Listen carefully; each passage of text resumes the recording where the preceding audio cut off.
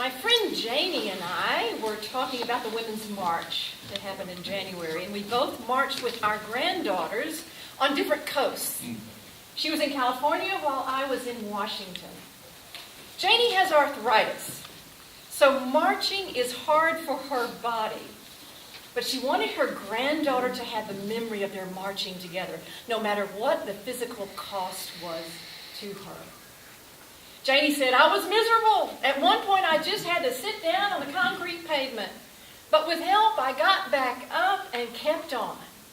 I wanted Charlotte to see that I didn't give up.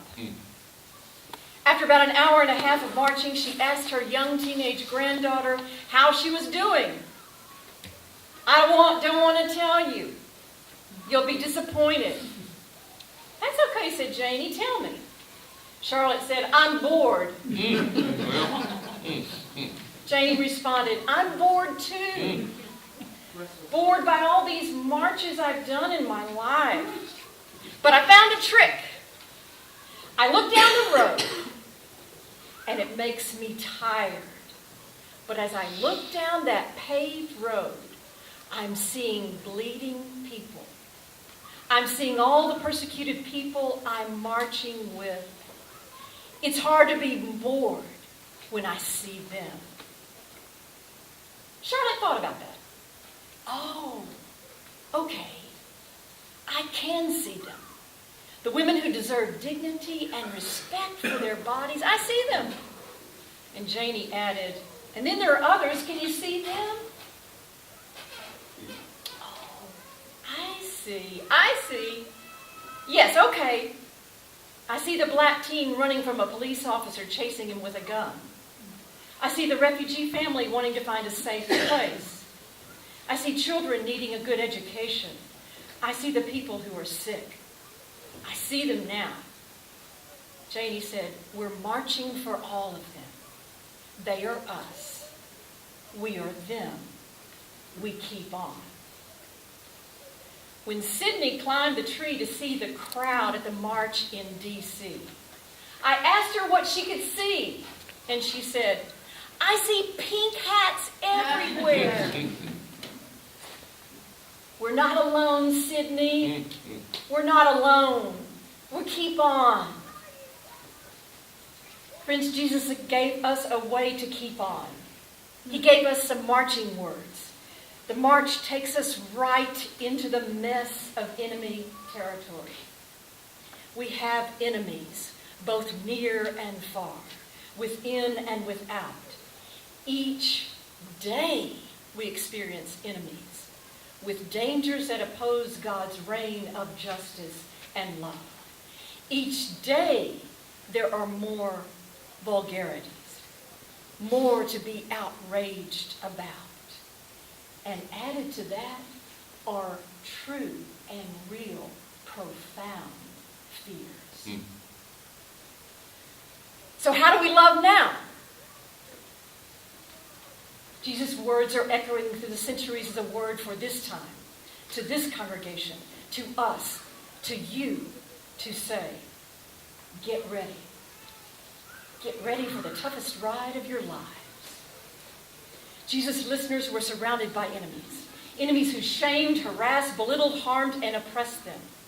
Jesus stood among them and said, you've heard that it was said, but I say to you. You've heard that it was said, but I say to you. You've heard that it was said, but I say to you, see. Look at things differently. What do you see?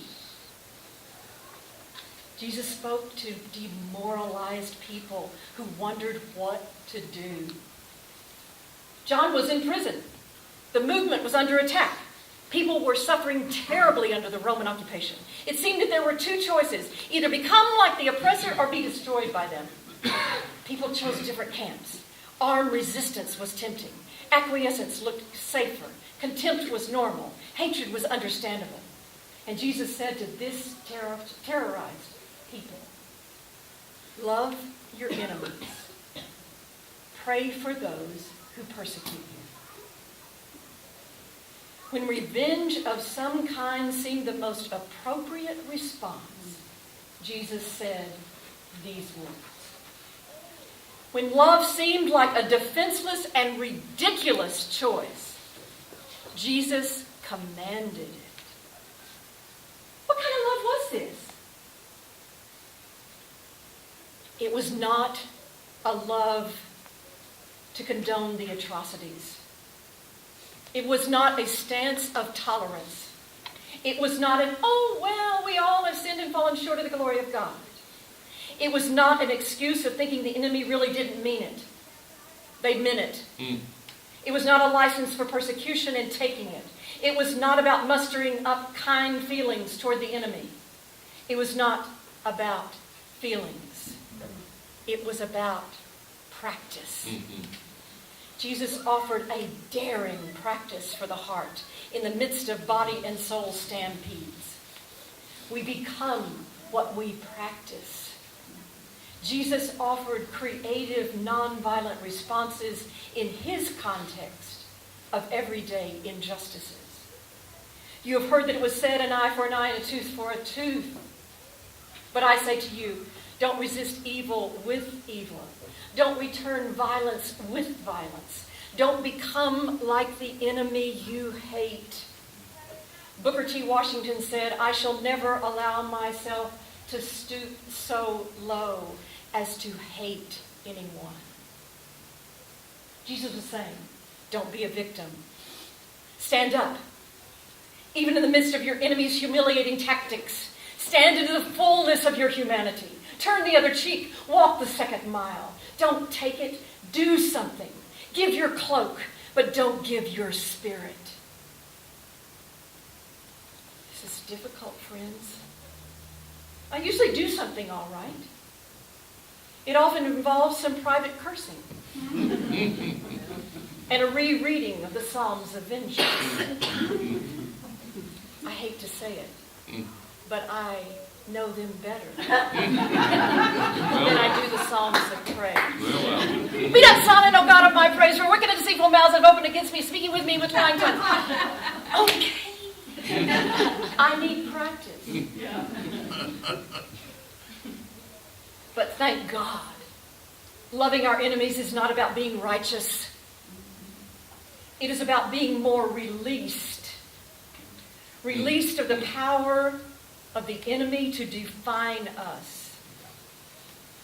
A prisoner named Jamar taught me something about this Jesus way.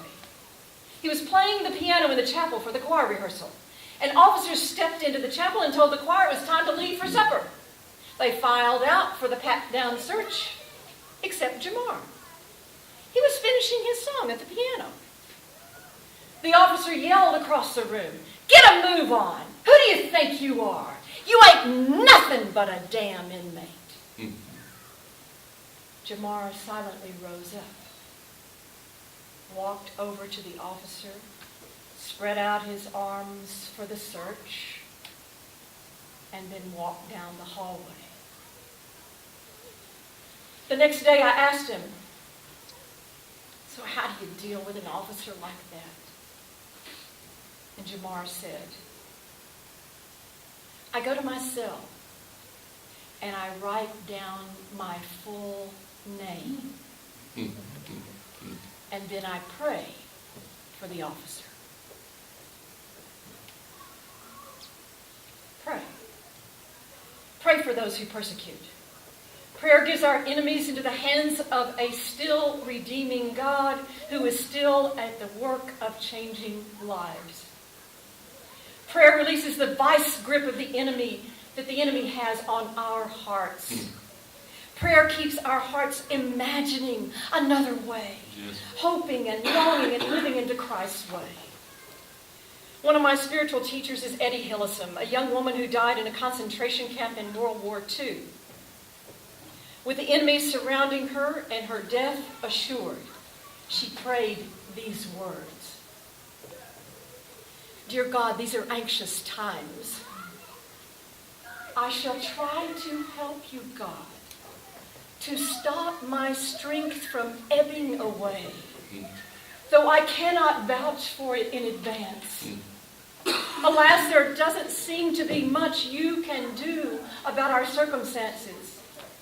But we must help you and defend your dwelling place in us to the last, and perhaps in others as well. Perhaps our prayers are similar, to stop our strength ebbing away and to defend the holy dwelling place in us to the last. Defending God's dwelling place doesn't sound so powerful, but it can unleash a courage and strength within us that we never imagined. 30 years ago, I was an issue. When I became pastor of a Southern Baptist church in Memphis, I suddenly found myself in the center of the controversy surrounding women in pastoral leadership. I have to say that I was shocked by the intensity of the hatred. It wasn't just that I was called names. Abomination from hell, Whore of Babylon, Jezebel, the list goes on. It wasn't just that. It was a spirit. I had enemies over something that I had nothing to do with. I was not prepared. I thought I could win over my enemies with my vast biblical knowledge and my winning personality. When the church was disfellowshipped, a leading pastor of the excommunication action said to me, "I hope you don't take this personally."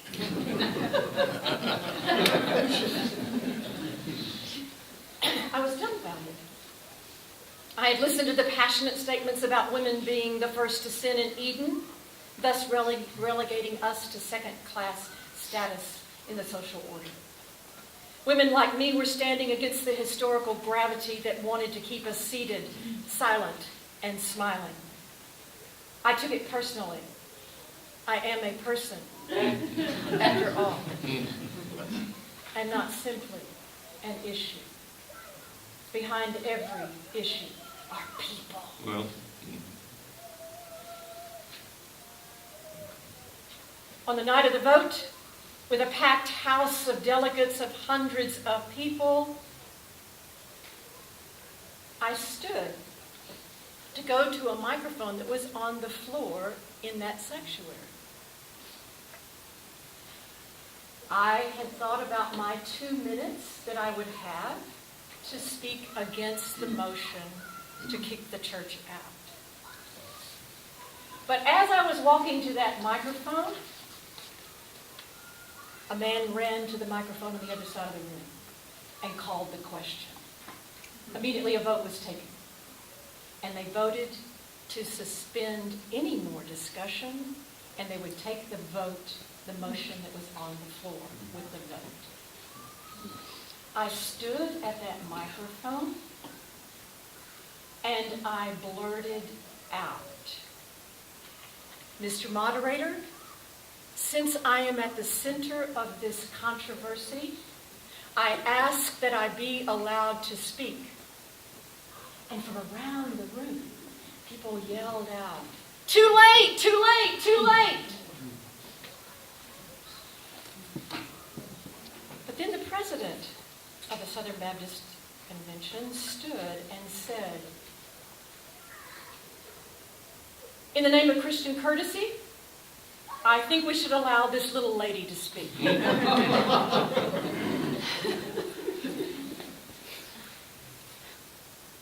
It was holy mischief. And without permission,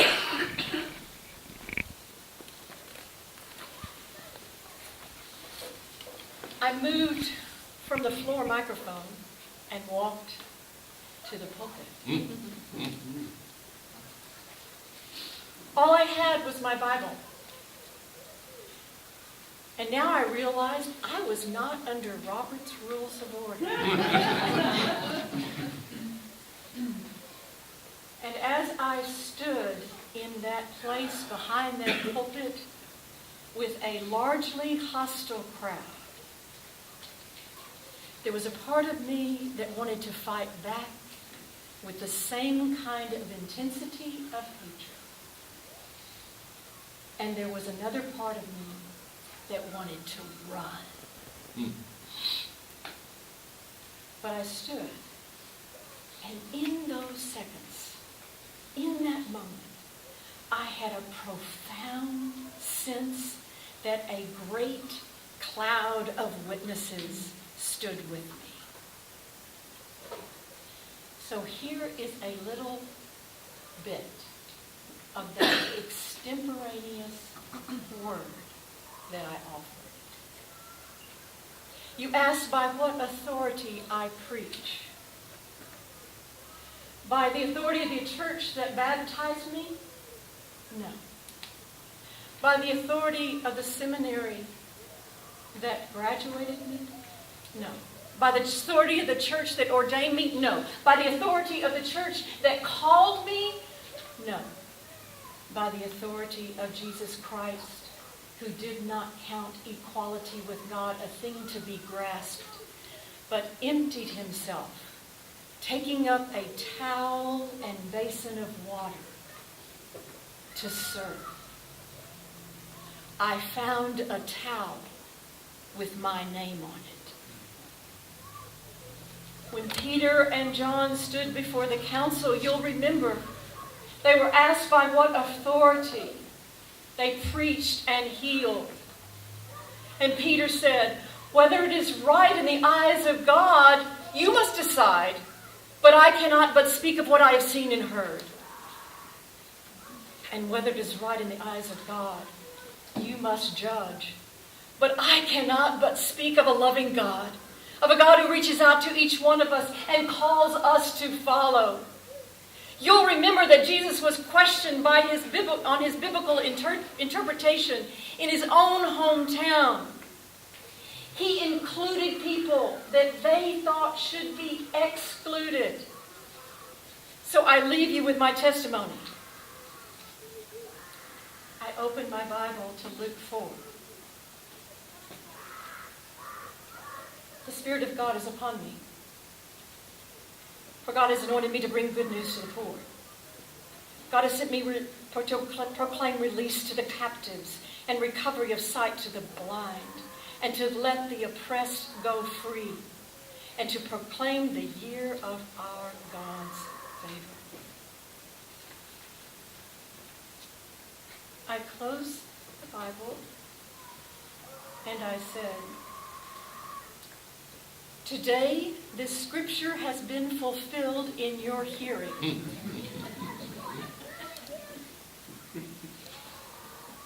Then I went and sat down and watched as the majority of the people in the room stood to oppose the church.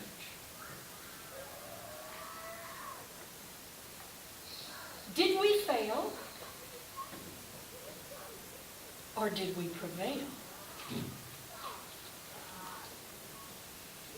Isn't the strength we have in our witness to God's love no matter what? We have all the authority we need to bear witness to the God presence of love among us. And we will be given the grace and strength we need to persist, to prevail. At the center of our faith is the story of Jesus, who defended God's dwelling place in him to the last. By outward appearances, his practice of love was not effective. He led a failed movement. He loved his enemies, even his wrong-headed disciples. And when they were ready with their swords, he told them to put them away. Jesus was hated, cursed, beaten, stripped, and humiliated. He continued to love. He was executed on a cross. It would have been the end of the stories, another martyr, another tragic death, except accent for this wild turn in the story. Resurrection. Friends, we are here today because his horrific death was not the last word. We are here today because love found its way in us now, in this particular reign of terror. We are here because our enemies do not have the last word. We are not yoked to fear. We are not bound by despair. We rise up with new hope, with new possibility. We are here today because the attempted silencing of women is not the last word. We are here because police brutality is not the final word. We are here because a pipeline approval is not the final word. Yeah. We are here because the shunning of LGBTQ people, Muslims, and immigrants, and the undocumented is not the final word. Yeah. We are here today because bullying leaders in a dangerous administration is not the final word. Have mercy. We are rising up. We are rising up for our children, for our grandchildren. We are rising up for our common earth home. Again, we rise with the beating heart of Christ's revolutionary love. It's a love that changes things. It changed us. Again, we rise with all that is within us. Again, we rise. Amen. Amen.